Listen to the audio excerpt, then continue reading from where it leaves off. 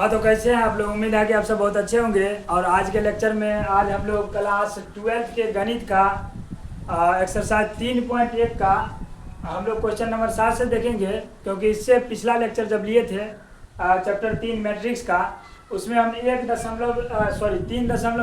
6 तक बता दिए थे। आइए आज हम लोग 7वां क्वेश्चन देखते हैं। इसमें कह रहा है समीकरण a minus B 2a plus C और 2a minus B 3c plus D बराबर में इतना दिया गया है। इससे कह रहा है ABCD के का मान ज्ञात करने के लिए। तो इससे पिछला लेक्चर जब लिए थे उसमें हम बताए थे इक्वल, उसमें जो मैट्रिक्स होता है इक्वल मैट्रिक्स, उसमें क्या होता है कि जब दो मैट्रिक्स का कोटि समान रहेगा और उसमें अवयव भी समान रहेगा तो उसको बोलते थे इक्वल मैट्रिक्स। और जब इक्वल मैट्रिक्स रहता है तब जाकर के हम लोग उसका मान निकाल सकते हैं।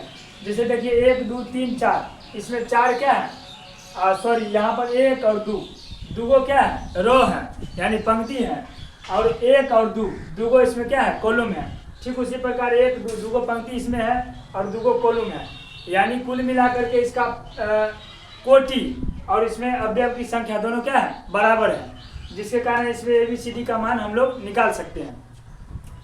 तो हम लोग देखिए इसमें क्या होता है, इक्वल सेट में ये वाला जो पद रहेगा ने इसके बराबर रहेगा और ये वाला पद इसके बराबर रहता है। तो इसके अनुसार हम लोग इसमें समीकरण बना लेते हैं, उसके बाद आसानी से इसका मान निकालेंगे। जैसे देखिए यहाँ पर a माइनस बी बराबर किसके बराबर होगा, -1 का समीकरण फर्स्ट मान लिए। उसके बाद 2a माइनस का b हमारा किसके बराबर हो जाएगा, तो ये हो जाएगा 0 के, इसको हम मान लिए समीकरण सेकेंड। ठीक उसी प्रकार 2a और प्लस का c ये हमारा हो जाएगा 5 के बराबर, इसको समीकरण हम लोग थर्ड मान लिए।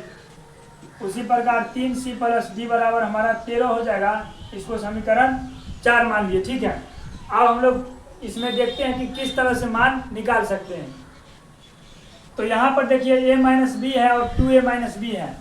अगर हम इसमें से इसको घटाते हैं तो हमारा b और b कट जाएगा, उसके बाद सिर्फ a बचेगा और a का मान हम लोग आसानी से निकाल लेंगे। तो पहले देखिए इसमें a का मान कैसे निकालेंगे। लिखिएगा समीकरण पहला और माइनस का दूसरा। पहला और दूसरा से क्या होता है, पहला क्या है तो a माइनस बी बराबर में माइनस का 1 है, दूसरा क्या है तो 2a और माइनस का b बराबर का 0 है। अच्छा, इसको घटाना है। जब घटाते हैं हम लोग तो क्या होता है, नीचे वाला जो रहता है ना उसका साइन चेंज हो जाता है। जैसे यहाँ पर देखिए प्लस का है ना, इसमें माइनस हो जाएगा, यहाँ माइनस हो जाएगा और ये माइनस है ये प्लस हो जाएगा। ठीक है, और ये भी 0 है, 0 में प्लस या माइनस लगाइए, इसमें कोई फर्क नहीं पड़ेगा। तो यहाँ b से b देखिए कट जाएगा और ये 2a माइनस में है, a इसमें है प्लस में, तो माइनस का a बराबर इसमें बच जाएगा माइनस का a। माइनस से माइनस कट गया तो a बराबर हमारा 1 बच गया। इस तरह से a का मान हमारा निकल करके आ गया। अब a का जब मान निकल करके आ गया है तो a का मान अगर हम लोग 3 में बैठाएंगे तो c का मान निकल जाएगा। निकाल लीजिए, देखिए यहाँ पर a का मान समीकरण 3 में रखने पर ठीक है, a का मान 3 में रखिए। तीसरा समीकरण है 2a और प्लस का c बराबर का 5 है। ठीक है, तो 2 गुने a का मान कितना निकला है, 1 निकला है, 1 और प्लस के c बराबर 5। तो c बराबर क्या हो जाएगा, ये 2 तो 2 ही रहेगा, यानी कि इसको एक स्टेप और कर लीजिए तो 2 प्लस c बराबर 5 हो जाएगा। c बराबर 5, ये उसका जगह तो माइनस का 2, c बराबर आ गया 3। अब देखिए हमारा a का मान निकल गया, c का मान निकल गया। अब c का मान अगर हम इसमें बैठाते हैं 4 में तो d का मान निकल जाएगा। बैठाइए c का मान समीकरण 4 में रखने पर c का मान जब हम लोग 4 में रखते हैं, देखिए यहाँ पर 3c प्लस d है, 3c या प्लस d बराबर 13 है। c का मान कितना निकला है, 3, तो 3 गुने c के जगह 3 और प्लस के d बराबर के 13, 3 तिया 9 और प्लस के d बराबर 13 हो जाएगा। d बराबर हो जाएगा 13 माइनस का 9, d बराबर हमारा निकल करके आ गया 4। इस तरह से d का भी निकल गया। अब बच गया एक b का मान देखिए, a का मान इसमें रख दीजिए, b का मान निकल जाएगा। देखिए यहाँ पर समीकरण 2 में a का मान रखने पर, समीकरण 2 में ए का मान रखने पर, ए का मान रखने पर समीकरण 2 हमारा क्या है, तो 2a और माइनस का b और बराबर के 0 है। ठीक है, a का मान हमारा निकला कितना है, तो हमारा निकला है 1। तो देखिए यहाँ पर 2 गुने 1 माइनस के b बराबर 0, तो 2 माइनस को उस देंगे तो डायरेक्ट b हो जाएगा। इस तरफ से b बराबर 2 निकल करके आ गया। यानी कुल मिलाकर के हमारा ए बी सी डी चारों का मान निकल करके बहुत ही आसानी से आ गया। सिर्फ हम क्या किए, यहाँ पर 1 और 2 मतलब 1 से 2 को घटा दिए, उसमें 1 का मान निकल करके उसकी सहायता से सारा मान आसानी से निकल करके आ गया। इस तरह से क्वेश्चन नंबर 7 हमारा क्या हो गया, खत्म हो गया। अब हम लोग जो है ना क्वेश्चन नंबर 8 देखते हैं।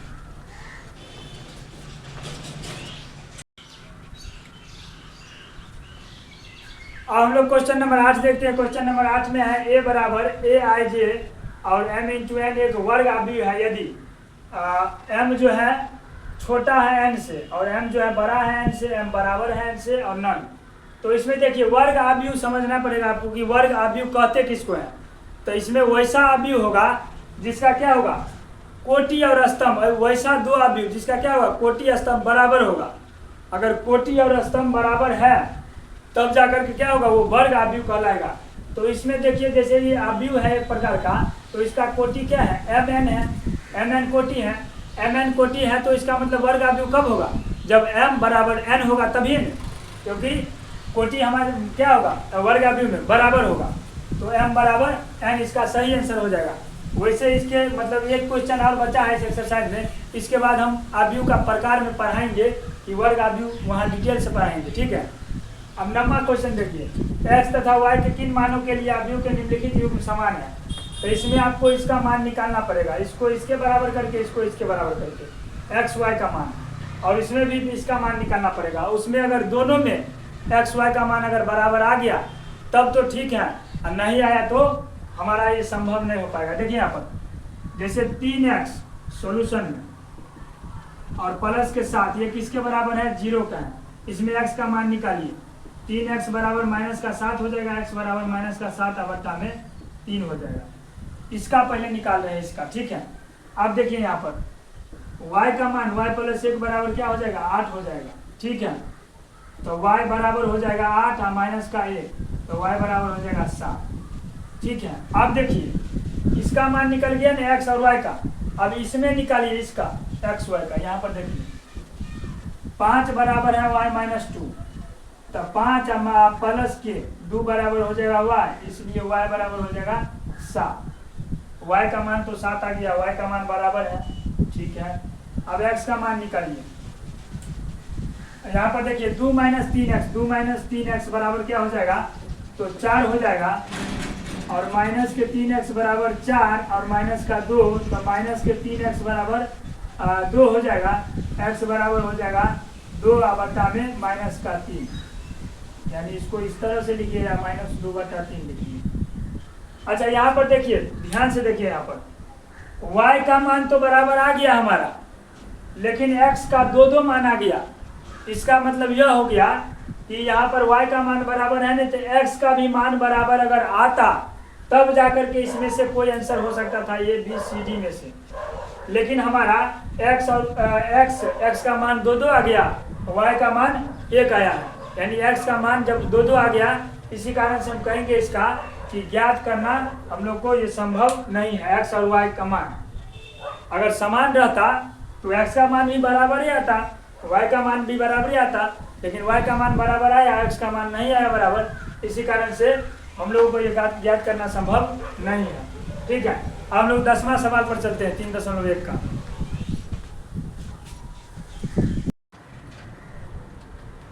हम लोग क्वेश्चन नंबर 10 देखते हैं। इसमें कह रहा है 3 गुने 3 कोटि के ऐसे अवयवों की कुल कितनी संख्या होगी जिनकी प्रत्येक प्रविष्टि 0 या 1 है। मतलब कह रहा है कि 3 गुने 3 कोटि का मतलब ऐसा अवयव लेना है और उसका कुल संख्या कितना होगा वो हमको बताना है। तो देखिए इसमें सबसे पहले हमको प्रविष्टि देखना है कि कितना प्रविष्टि कर रहा है, 0 या 1, यानी कुल मिलाकर के 2 प्रविष्टि है, या यहाँ 0 होगा या 1 होगा, या 0 होगा या 1 होगा, या 0 होगा या 1 होगा। उसी तरह इस सब जगह पर भी 0 या 1 होगा। कुल मिलाकर के 3 गुने 3 कह रहा है तो 3 तिया 9। प्रविष्टि कितना है? प्रविष्टि हमारा 2 गो है, अवयव कितना हो जाएगा इसमें कुल मिलाकर के 9। तो जितना प्रविष्टि रहेगा ने, जितना प्रविष्टि रहता है उसके पावर में अवयव देते हैं। अगर प्रविष्टि मान के चलिए यहाँ पर 3 रहता, 0 1 या 2, तो 3 के पावर और कितना अवयव हो जाता उतना आप देते, ठीक है। तो इतना 2 पर पावर 9 बराबर हमारा कितना हो जाएगा? तो ये हो जाएगा 512, ठीक है। और यही हमारा क्या हो जाएगा? आंसर हो जाएगा। इस तरह से क्वेश्चन एक्सरसाइज 3.1 हमारा क्या हो गया? खत्म हो गया। अब इससे आगे जो इक्वल सेट पर एग्जाम्पल है उसको हम लोग देखते हैं, ठीक है।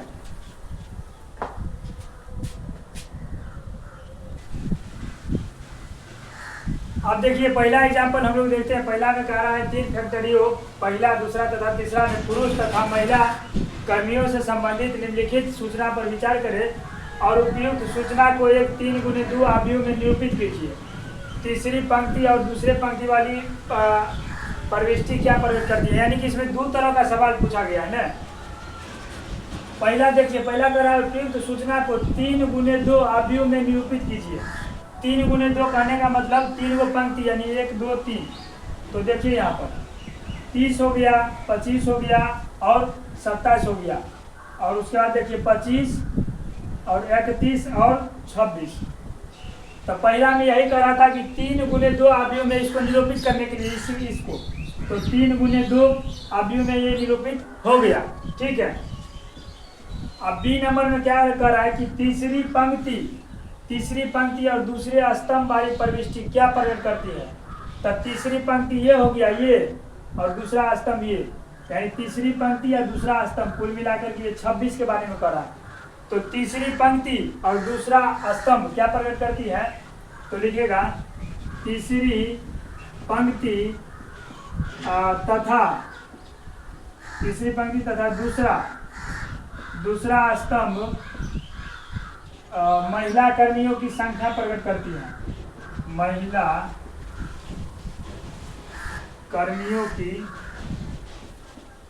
कर्मियों की संख्या प्रकट करती है, जो कि कितना है? 26 के बराबर है। ये हमारा 26 है, ठीक है। अब पहला एग्जाम्पल हो गया। अब इससे अगला एग्जाम्पल हम लोग देखते हैं।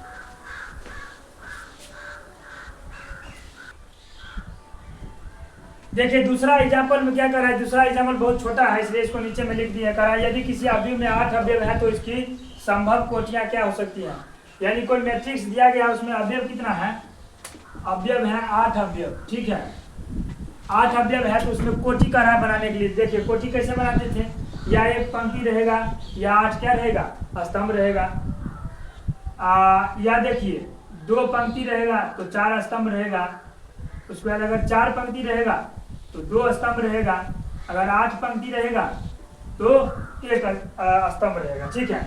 तो कुल मिलाकर के 1 2 3 और 4 यानी 4 संभव कोटियां इसका हो सकता है, कोटियां होगा, ठीक है। इस तरह से एग्जाम्पल नंबर 2 भी हो गया। अब हम लोग एग्जाम्पल नंबर 3 पर चलते हैं।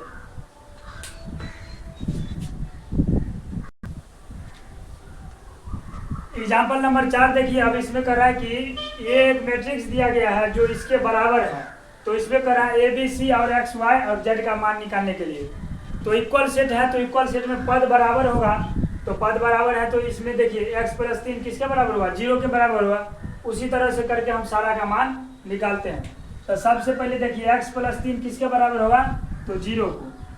x + 3 जो होगा वो 0 के बराबर होगा। यहाँ से x का मान -3 आ गया, यानी कि x का मान तो हमारा निकल गया, ठीक है। x का मान निकल गया। उसके बाद देखिए z + 4 होगा किसके बराबर? 6 के। यहाँ देखिए z + 4 बराबर 6 होगा। तो z बराबर क्या हो जाएगा? 6 - 4 यानी z बराबर 2। z का मान भी हमको निकल करके आ गया। अब देखिए यहाँ 2y - 7 बराबर किसके बराबर होगा? 3y - 2 के। देखिए 2y - 7 किसके बराबर होगा? 3y - 2 के। y को इस साइड करेंगे तो 2y - 3y बराबर -2y + 7। तो -y बराबर हाँ ठीक है, -y बराबर कितना हो जाएगा? तो प्लस का हो जाएगा 5, तो y बराबर कितना आ जाएगा -5, ये वाला माइनस उस साइड जाएगा। तो y का मान निकल करके y का भी आ गया। अब देखिए यहाँ पर -6 तो -6 के हैं a -3 किसके बराबर है, तो -3 के, यहाँ से a का मान निकाल लीजिए, a -3 बराबर -3, सॉरी a -1 बराबर कितना है -3, तो a बराबर क्या हो जाएगा -3, इस साइड जाएगा +1, तो a बराबर -2 आ जाएगा, यानी a का भी मान निकल करके हमारा आ गया। ठीक है, अब 0 देखिए किसके बराबर है, 2c + 2 के, तो यहाँ पर देखिए 2c + 2 बराबर 0 है। ठीक है, तो 2c बराबर -2 हो जाएगा, c बराबर -2/2, तो c बराबर -1 आ गया। इस तरह से हमारा c का भी मान निकल करके आ गया। अब यहाँ देखिए b - 3 2b + 4 के बराबर है, b - 3 जो है 2b + 4 के बराबर है, तो देखिए b और ये इसको इस साइड करेंगे तो -2b बराबर इधर 4 है, इसको इस साइड करेंगे +3 हो जाएगा, तो -b बराबर हो जाएगा 7, यानी b बराबर -7 आ गया। हाँ, उसके बाद देखिए, हाँ तो देखिए x z y a c और b कुल मिलाकर के इस पांचों का मान निकल करके हमारे सामने छब्बों का 1 2 3 4 5 6 यानी a b c और x y z का मान निकल करके हमारे सामने में आ गया। बहुत ही हल्का सवाल था। अब इससे अगला एग्जांपल देखते हैं, एग्जांपल नंबर 5।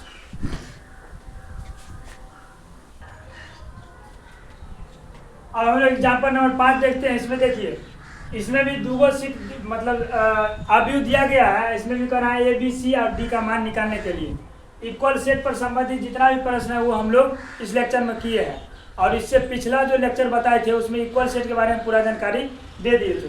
तो इसमें देखिए यहाँ पर 2a प्लस का b है वो किसके बराबर है, 4 के बराबर है। इसको समीकरण फर्स्ट मान लेते हैं। उसी तरह a माइनस का 2b जो है वो किसके बराबर है, -2b -3 के, इसको समीकरण सेकेंड माने। ठीक है, उसी तरह देखिए 5c माइनस का d ये किसके बराबर है, 11 के, इसको समीकरण तीसरा मान लिए। और 4c प्लस के 3d ये बराबर है हमारा 24 के, इसको समीकरण चौथा मान लिए। अब क्या करें जो कि इसका मान निकले, तो यहाँ पर देखिए ये पहला समीकरण है ना, इसमें हम 2 से गुना कर देते हैं, और गुना करने के बाद इसको और इसको जोड़ देते हैं। ठीक है, देखिए यहाँ पर समीकरण वो इसलिए कर रहे हैं क्योंकि यहाँ पर देखिए b है, यहाँ 2b है। अगर ये कट जाता तो हमारा a का मान क्लियर आसानी से आ जाएगा। इसीलिए हम समीकरण 1 को 2 से गुना करें, यानी कि समीकरण 1 गुने 2 और प्लस में सेकेंड करने पर क्या होता है, समीकरण 1 में 2 से गुना कीजिए तो 2 दूना 4a प्लस का 2 से गुना कीजिएगा 2b बराबर 4 दूना 8। ठीक है, अब ये डायरेक्ट ऐसे ही रहेगा, तो a और माइनस का 2b बराबर -3। ठीक है, इसको जोड़ दीजिए, ये से ये कट जाएगा तो 5a बराबर आ जाएगा हमारा 5, तो a बराबर 5 और 5 कट गया यानी a का मान निकल करके हमारा कितना आ गया, 1 आ गया।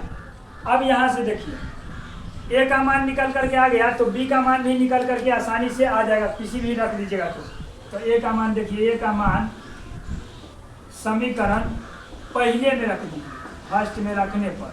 ठीक है, पहला में रखिए तो 2a प्लस का b बराबर कितना है हमारा, तो 4 है। a का मान 1 यानी कि 2 गुने 1 प्लस b बराबर 4, तो b बराबर 4 - 2, इसलिए b बराबर हमारा निकल करके आ जाएगा 2, यानी a का मान 1 और b का मान 2 निकल करके आ गया। अब यहाँ से आगे देखिए 5c - d है और 4c + 3d है, तो किसी तरह अगर d कट जाएगा तो हमारा c का मान आ जाएगा। तो हम क्या करें, तो करेंगे ये कि तीसरा समीकरण में 3 से गुना कर देंगे और जोड़ देंगे। तो देखिए समीकरण 3 गुने में 3 और प्लस के समीकरण 4 को जोड़ दीजिए।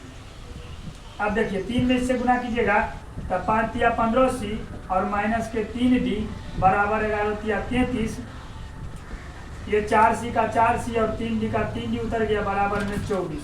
ठीक है, इसको जोड़िएगा, जोड़ने पर क्या आता है देखिए, डी से ये 3D से 3D कट गया, और देखिए 15 और 4 19C बराबर में 4 3 7 और 5 यानी 57 आया।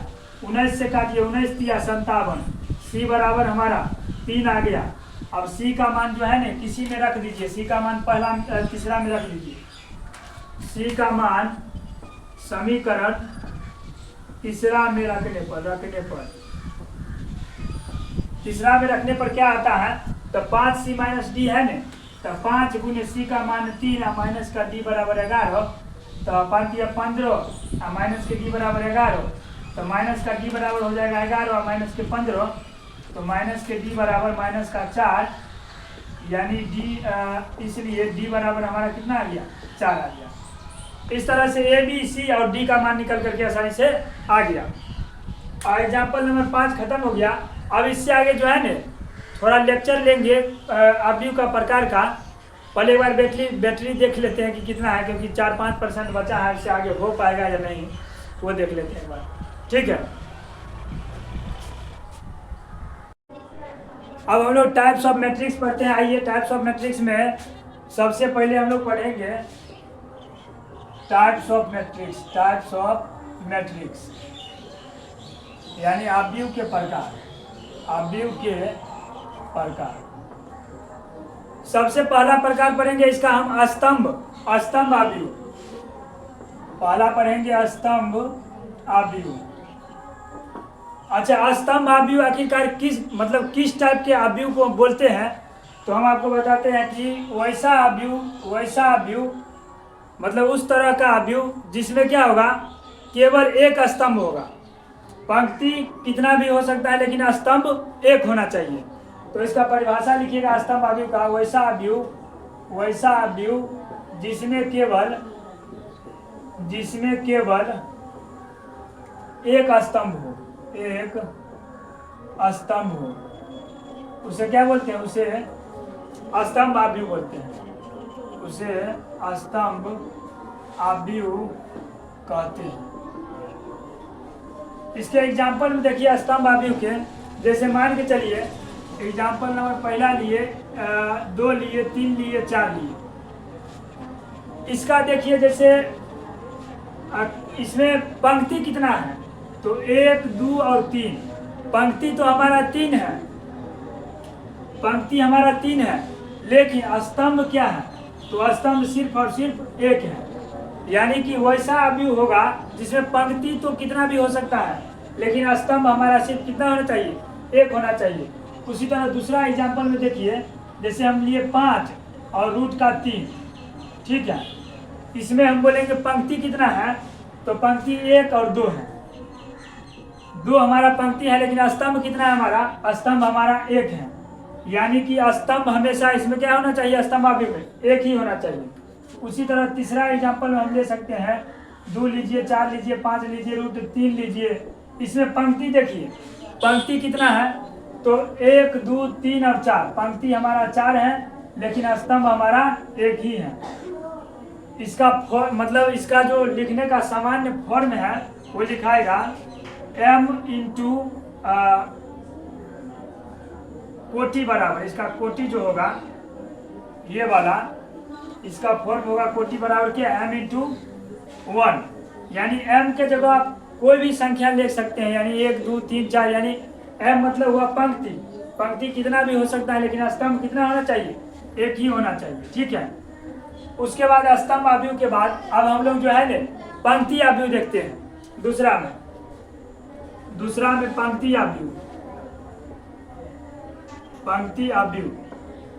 स्तंभ अवयव में क्या होता था, एक स्तंभ होता था, लेकिन पंक्ति अवयव में क्या होगा हमारा, स्तंभ तो हो सकता है ज्यादा लेकिन इसमें पंक्ति सिर्फ और सिर्फ एक होना चाहिए। तो इसमें लिखिएगा वैसा अवयव जिसमें केवल एक पंक्ति हो कोमा पंक्ति अवयव कहलाता है, ठीक है। पंक्ति अवयव का कैसे होगा, तो इसके एग्जाम्पल में देखिए, जैसे मान के चलिए एग्जाम्पल पहला लिए 2 लिए, 4 लिए, 5 लिए, ठीक है। अच्छा, इसमें स्तंभ कितना है? स्तंभ तो देखिए, स्तंभ 1, 2 और 3 स्तंभ है, लेकिन पंक्ति हमारा कितना है? तो पंक्ति सिर्फ 1 है, यानी कि पहले पंक्ति होता है 1 गुने 1, 2, 3। स्तंभ कितना है? 1, 2, 3 गो है तो 3। उसी तरह इसमें दूसरा एग्जाम्पल जब लेंगे, जैसे मान के चलिए 5 लिए और 6 लिए, इसका देखिए, इस अवयव में देखिए पंक्ति कितना है? 1 है, पंक्ति 1, स्तंभ 1 और 2, ठीक है। उसी प्रकार इसमें तीसरा ले सकते हैं, 5 लीजिए, 6 लीजिए, 8 लीजिए, 10 लीजिए, ठीक है। इसमें पंक्ति देखिए कितना है? तो पंक्ति हमारा 1 है, गुण स्तंभ 1, 2, 3, 4 है। तो इसका मतलब कोटि का फॉर्म किस तरह से लिखाएगा वो देखिए यहाँ पर। इसका कोटि का जो फॉर्म लिखाएगा ना, कोटि का, वो लिखाएगा हमारा क्या? तो 1 इंटू में n, जहाँ n जो होता है ना, n वो कितना भी संख्या हो सकता है। मतलब कहने का मतलब 1, 2, 3, 4, 5, 6 स्तंभ जितना भी ले चाहे आप ले सकते हैं, लेकिन पंक्ति हमेशा सिर्फ 1 ही होना चाहिए। यहाँ पर देखिए, 1 ही पंक्ति है, 1 ही पंक्ति है, उसी तरह 1 ही पंक्ति है, ठीक है। अब तीसरा में हम लेते हैं वर्ग अवयव। वर्ग अवयव किस तरह के अवयव को बोलते हैं वो देखिए यहाँ पर। तीसरा में वर्ग अवयव, वर्ग अवयव। तो वर्ग अवयव उस तरह के अवयव को बोलेंगे जिसमें पंक्ति का संख्या और स्तंभ का संख्या दोनों बराबर होना चाहिए। तो इसके परिभाषा में आप लिखिएगा, वैसा अवयव जिसमें पंक्ति तथा स्तंभ की संख्या बराबर हो, वही हमारा क्या कहलाएगा? तो वर्ग अवयव कहलाएगा, वर्ग अवयव कहलाता है, ठीक है। वर्ग अवयव के एग्जाम्पल में हम लोग ले सकते हैं, जैसे देखिए यहाँ पर वर्ग अवयव के एग्जाम्पल में मान के चलिए यहाँ 2 है, 4 है, 6 है, 8 है। अच्छा, इसमें देखिए पंक्ति का संख्या कितना है? तो 1 और 2, पंक्ति 2 है, पंक्ति 2 है, स्तंभ 1 और 2, यानी पंक्ति और स्तंभ यानी ये और ये हमारा क्या होना चाहिए? बराबर होना चाहिए। अगर 2 है ये, तो 2 ये भी होना चाहिए। उसी तरह दूसरा एग्जाम्पल में देखिए, इसका ले सकते हैं, जैसे 3, 6, 9 ली, ठीक है। तो 5, 6, 7 और 8, 9, 3। इसमें देखिए ये हमारा वर्ग अवयव है या नहीं है? तो पंक्ति देखिए 1, 2 और 3 को पंक्ति है, गुने स्तंभ देखिए 1, 2 और 3, यानी पंक्ति और स्तंभ जब दोनों बराबर हो जाएगा उसी को हम बोलेंगे क्या? उसको क्या बोलेंगे? तो वर्ग अवयव बोलेंगे। और वर्ग अवयव में अगर इसको m लेते हैं, m और इसको n लेते हैं, तो वर्ग अवयव के लिए इससे पहले एक 8वां नंबर क्वेश्चन था 3.1 का, उसमें हम बताए थे कि अगर कोई वर्ग अवयव रहेगा उसमें m बराबर n होता है। m अगर पंक्ति है, n अगर स्तंभ है, तो m बराबर n होगा। जहाँ m क्या हो जाएगा? पंक्ति, और n क्या हो जाएगा? स्तंभ हो जाएगा, ठीक है। आई होप कि ये 3 गो आप जो है टाइप ऑफ मैट्रिक्स में समझ गए होंगे। अब हम लोग इससे अगला टाइप देखते हैं।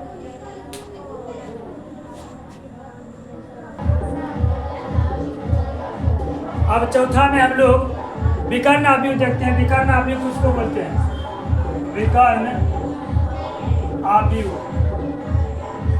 तो विकर्ण अवयव उस तरह के अवयव को बोलेंगे जिसमें विकर्ण के अलावा जितना भी अवयव होगा वो शून्य होगा।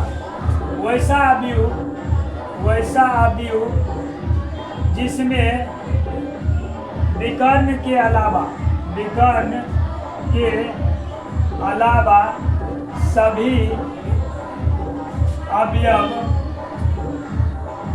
सभी अवयव शून्य हो, विकर्ण अवयव कहलाते हैं, ठीक है। इसके एग्जाम्पल में देखिए, यानी कि विकर्ण आपका शून्य नहीं होना चाहिए, बाकी बात जो एलिमेंट है वो शून्य हो सकता है। पहला में देखिए, जैसे मान के चलिए 2 लिए और यहाँ 6 ले लिए, ये हमारा विकर्ण हो गया डायगोनल। इसके अलावा जो भी एलिमेंट है 2/2 का वो मान के चलिए 0 हो गया, विकर्ण हमारा शून्य नहीं है, बाकी बात 0 हो गया। उसी तरह 3/3 का लीजिए दूसरा एग्जाम्पल में, जैसे मान के चलिए 3 लिए, 0 लिए, 0 लिए, उसके बाद 0 लिए, 6 लिए और 0 लिए, 3 लिए, अच्छा सॉरी 0 लिए, 0 लिए और फिर 4 ले लिए। इसमें देखिए विकर्ण के अलावा जितना भी अवयव है वो क्या है हमारा शून्य है, तो इसी को बोलेंगे विकर्ण अवयव। क्या बोलेंगे? विकर्ण अवयव। 3/3 का अवयव, ठीक है। अब हम लोग इससे आगे जो है ना अदिश अवयव लेते हैं। अदिश अवयव, अदिश अवयव। अच्छा, अदिश अवयव किसको बोलते हैं? तो वैसा विकर्ण अवयव। विकर्ण अवयव तो होना ही चाहिए, लेकिन विकर्ण अवयव में क्या होगा? विकर्ण क्या होगा? बराबर हो जाएगा, यानी विकर्ण का जो भी अवयव होगा वो बराबर होना चाहिए। तो इसमें लिखिएगा वैसा विकर्ण अवयव, वैसा विकर्ण अवयव जिसमें विकर्ण के सभी अवयव बराबर हो, जिसमें विकर्ण के सभी अवयव क्या होना चाहिए? समान हो। विकर्ण का अगर सभी अवयव समान होगा तो उसको क्या बोलेंगे? उसको बोलेंगे हम लोग अदिश अवयव। एग्जाम्पल में देखिए, जैसे पहला हम लिए, जैसे यहाँ 2 लिए, 0 लिए, फिर 0 और 2। यहाँ पर देखिए विकर्ण का जो अवयव है वो बराबर ही है, तो इसी को बोलेंगे क्या? अदिश अवयव, ठीक है। उसके बाद देखिए उसी तरह अगर हम 4 लिए, 0 लिए, 0 लिए और 0 लिए, 4 ही लिए, फिर 0, 0, उसका 0 और फिर 4, ये 3/3 का हुआ और ये हमारा क्या हो गया? तो अदिश अवयव हो गया, ठीक है। उसके बाद जो है ना, अब हम लोग एक तत्समक अवयव देखते हैं। तत्समक अवयव किसको बोलते हैं? तो यहाँ पर देखिए तत्समक अवयव, इसको बोलते हैं इंग्लिश में आइडेंटिटी मैट्रिक्स, ठीक है। और तत्समक अवयव किस तरह के मैट्रिक्स को बोलेंगे वो देखिए। इसमें विकर्ण जो होगा ना, विकर्ण मतलब होगा विकर्ण ही अवयव, लेकिन इसमें जो होगा विकर्ण हमेशा एक होगा। वैसा अवयव, वैसा अदिश अवयव या वैसा विकर्ण अवयव, जो भी लिखना है लिखिए। वैसा विकर्ण अवयव लिखिए, वैसा विकर्ण अवयव, वैसा विकर्ण अवयव जिसका क्या होगा? जिसका विकर्ण हमेशा क्या होना चाहिए? एक होना चाहिए, एक होना चाहिए। एग्जाम्पल देखिए, एकदम वीवीआई अवयव है तत्समक अवयव। इसके एग्जाम्पल में देखिए, जैसे मान चलिए 1 हुआ, 0, 0 और 1, ठीक है। ये हमारा क्या हो गया? तो हमारा हो गया तत्समक अवयव, आइडेंटिटी मैट्रिक्स। उसी तरह देखिए 1 हो गया, 0, 0, 0, 1, 0, उसके बाद देखिए 0, 0 और 1, ये 3/3 का क्या हो गया? हमारा आइडेंटिटी मैट्रिक्स हो गया। उसके बाद एक हमारा बच गया है शून्य मैट्रिक्स, यानी वो भी देख लीजिए यहाँ पर। ये बहुत छोटा सा मैट्रिक्स है, समझ गए? 7वां में देखिए 0 मैट्रिक्स किसको बोलते हैं? शून्य अवयव, शून्य अवयव। तो वैसा अवयव जिसका सभी अवयव क्या होगा? शून्य होगा। लिखिएगा वैसा अवयव जिसका सभी अवयव शून्य हो। वैसा अवयव जिसका सभी अवयव क्या होना चाहिए? शून्य होना चाहिए, वो हमारा कहलाएगा 0 मैट्रिक्स। एग्जाम्पल में देखिए, एग्जाम्पल पहला में ले लीजिए, मान चलिए 0, 0, 0, 0, 0, ये 2/2 का हो गया शून्य मैट्रिक्स। उसी तरह अगर दूसरा एग्जाम्पल लीजिएगा तो 0 0 0 0 0 0 0 0 0 यानी 3/3 का ये हमारा क्या हो गया, शून्यावधि हो गया। इस प्रकार हम लोग टाइप्स ऑफ मैट्रिक्स आज अच्छी तरह से जान गए। ये हमारा लेक्चर 3 था और ये जानने के बाद हमें अगला एक्सरसाइज बहुत ही आसान लगेगा। तब तक के लिए आज इतना रहने देते हैं और ऐसे अगला लेक्चर में हम लोग 3.2 शुरू करेंगे। तब तक के लिए धन्यवाद, खुश रहिए, मस्त रहिए। और यदि आप हमारे चैनल पर नए हैं तो लाइक और सब्सक्राइब जरूर करें। धन्यवाद।